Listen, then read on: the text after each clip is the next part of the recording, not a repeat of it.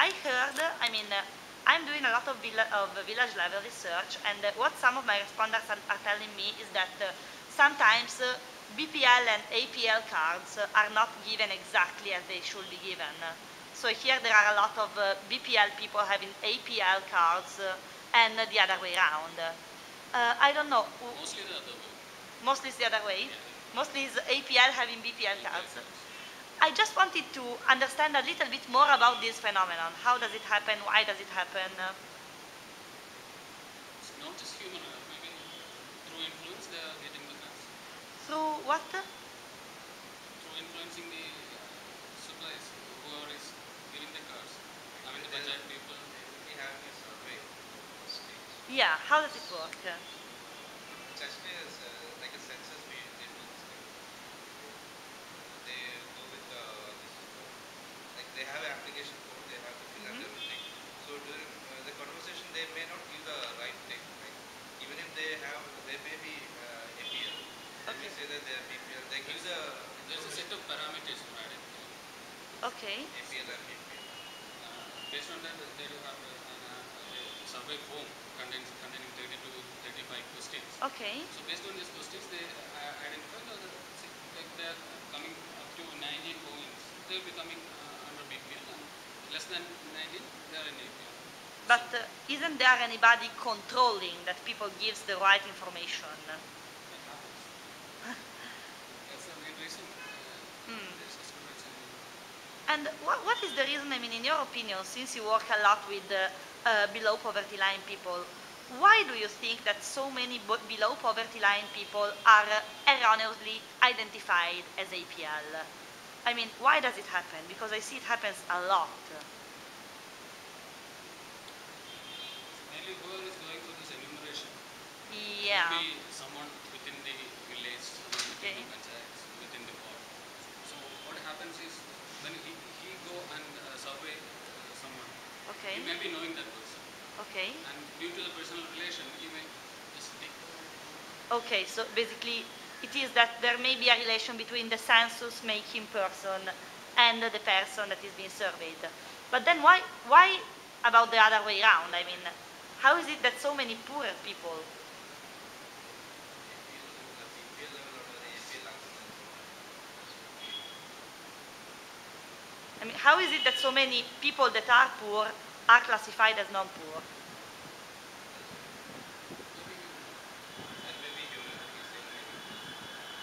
Maybe what? Sorry? human error. A human error. Well, it's a very, very big scale of human error, though, in the sense that. There is always an option like they can come back to us. Like they can submit their documents proving that they are BPL. Okay. So they are Go for appeal. They can go for appeal and they can change the status, but they are not doing it. So people are empowered to change status, but they don't apply for that? I think so. In your opinion, do people know that they can change status? How do they know? Does the government inform them? They do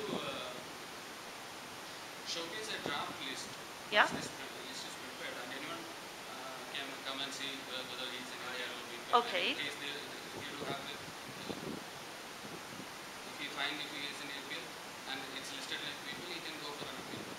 Okay, so basically they can select, they can detect their status and they can apply for changing. Yeah. Based on eligibility, he is eligible. Okay, and they know that they can do it. So they know that they can, yeah. So it's very strange, because I was recently in some villages in northern Kerala, and it's like almost the entire village level people, almost all of them will have a blue card, and that's APL. But these are in extreme poverty villages. So I was really wondering why this is happening. I'm going to ask when I go back to the Kerala State IT mission. I think there is a bigger, issue to be solved there.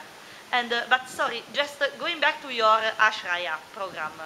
So what you exactly do is you identify the poor and destitute, and you work towards improving their life conditions.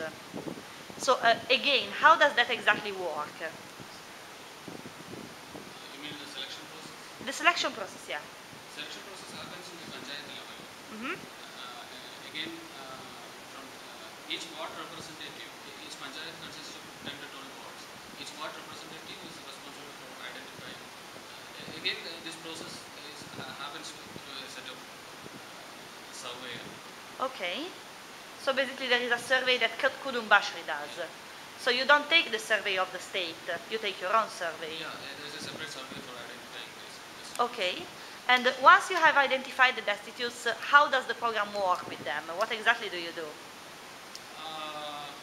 They do identify districts based on their housing conditions, Okay. their living condition, their education, Okay. their employment, And okay. etc. There are certain parameters. Okay. And about, I see, I live in Trivandrum Central at the moment. I see there are a lot of colonies inside the city. Do you also work in the colonies? Yeah, we do have a separate program for urban poverty alleviation. Urban we have a poverty. separate cell for that. Okay, so urban poverty is treated as separate from village level poverty. What is exactly that you do in the colonies? I mean, what are the main activities of Kudumbashree within the urban slums? Okay, we do have certain schemes like slum alleviation program, Okay, Rajiv Abbas Yojana. Again, that's a mainly aimed at a slum-free city. slum-free. City kind of program. You can have, we'll ask some person from there to give more details about that. Why not? Why not?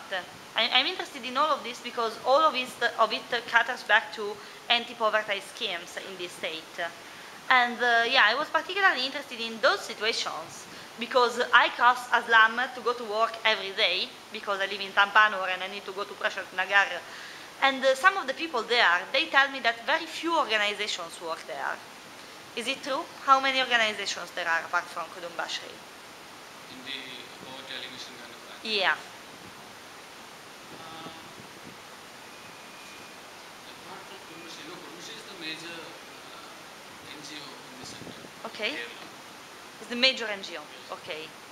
And there are many other local level NGOs working with Kudumbashree?